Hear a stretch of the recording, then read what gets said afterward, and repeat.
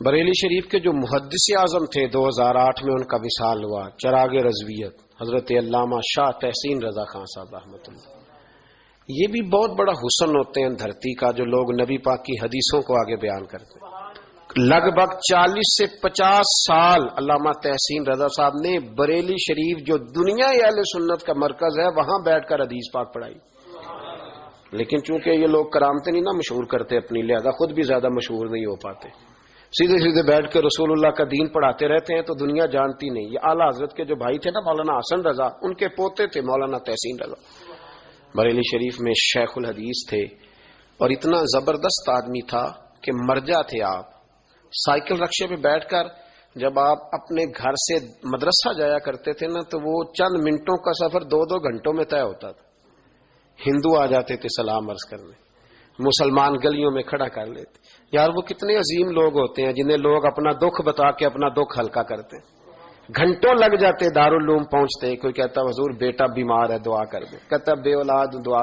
شیخ الحدیث ساری زندگی لوگوں کی تکلیفیں سنی، غریب طالب علموں کو پڑھایا، ان سے پیار کیا۔ ایک سید طالب علم تھے، وہ کہتے میں علامہ تحسین رضا صاحب رحمت اللہ تعالی علیہ کی خدمت میں حاضر تھا تو میں نے حضرت کا سامان اٹھا لیا، میں سید تھا تو سب نے فرمایا ادھر کرو۔ میں نے کہا حضور میں شاگرد ہوں تو کیا عرض ہے؟ فرمانے لگے اگر قیامت کے دن حضور نے پوچھا کہ میری اولاد ہی ملی تھی خدمتیں کرانے کے لیے تو وہاں میں کیا جواب دوں؟ اور محتاط اتنے تھے، تقوی اتنا تھا کہ ایک چھوٹے طالب علم نے آپ کچھ لکھنے لگے تو اس نے پینسل آپ کی طرف بڑھا دی، حضور لکھ لیں۔ فرمانے لگے بیٹا تو نابالغ ہے، تجھ سے چیز لینا بھی میرے لیے جائز ہی نہیں۔ میں نے حضرت صاحب کو بڑے قریب سے دیکھا، جب میں بریلی شریف میں تھا میں نے بڑی قربت پائی ان کی، مجھے بڑا موقع ملا ان کی خدمت میں حاضر رہنے کا۔ میں نے کچھ لوگ ایسے ہوتے ہیں کہ جن کو دیکھ کے سمجھ آتی ہے کہ دین اصل کیا ہے، اٹھنا بیٹھنا چلنا بولنا سب دین ہوتا ہے۔ حضرت مسجد میں تشریف لے جاتے تو ان کا آنا جانا بتاتا، پہلا قدم مسجد میں رکھتے اور پھر ہر صف میں پہلا قدم رکھتے، سیدھا قدم ہر صف میں پہلے رکھتے، بڑی شان پائی، بڑا اعزاز پایا۔ 2008 میں ان کا وصال ہوا۔ ایک دن میں نے ان سے عرض کی، میں نے کہا حضور کل ایک صاحب کہہ رہے تھے کہ انہیں خواب میں حضور غوث پاک کی زیارت نصیب ہوئی ہے تو آپ کو سلام بھیجا ہے۔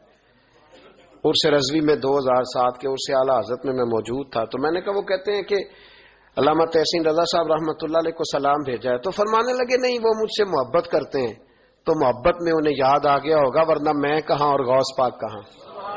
یہاں کسی کی کرامت ہوتی تو اس نے فیس بک پہ دے دینی تھی، کیا ہو جی آیا ہے سلام جی آپ کہیں ذرا اس سے، بالکل آیا جی میرے نام آیا ذرا سن لے۔ فرمانے لگے میں کہاں اور غوث پاک کہاں، بڑی شان بڑا مرتبہ بڑا آپ نا اپنے گھر سے تیار ہو کے جانے لگے عرس کی محفل میں تو میں بھی موجود تھا، تو میرے اساتذہ فرمایا کرتے تھے کہ دستار اس طرح باندھیں کتنی اچھی لگے کسی اور کا بھی دل کرے کہ میں بھی باندھوں۔ فرماتے تھے بعض دنیا دار اس طرح کے کپڑے پہنتے ہیں کہ دیندار کے وہ دیکھ کے بندہ کہتا ہے کہ جس مصیبت میں یہ پکڑا ہوا میں نے نہیں ادھر جانا۔ اچھے طریقے سے لباس پہنے دین کا تاکہ کسی اور کا بھی دل کرے کہ میں بھی۔ تو حضرت صاحب نے دستار باندھی تو کچھ ٹھیک نہیں بندھی، تو میں نے فٹافٹ ان کی خدمت میں عرض کیا، بڑے عالم تھے چھوٹا سمجھ کے پیار کرتے، تو میں نے کہا حضور یہ صحیح نہیں بندھی۔ میرا خیال تھا کہ مجھے حکم کریں گے میں باندھ دیتا ہوں، تو فرمانے لگے میں نے بندوں کو دکھانے کے لیے نہیں باندھی، مصطفیٰ کو دکھانے کے لیے باندھی۔ تو محبوب کو پتہ ہے میں کس طرح کہوں، الحمدللہ مجھے وہ ہر حال میں قبول فرماتے ہیں، میری ہر سادگی میں وہ قبول کرتے ہیں۔ اللہ ان کے مزار پر کروڑوں رحمتوں کا نزول فرمائے۔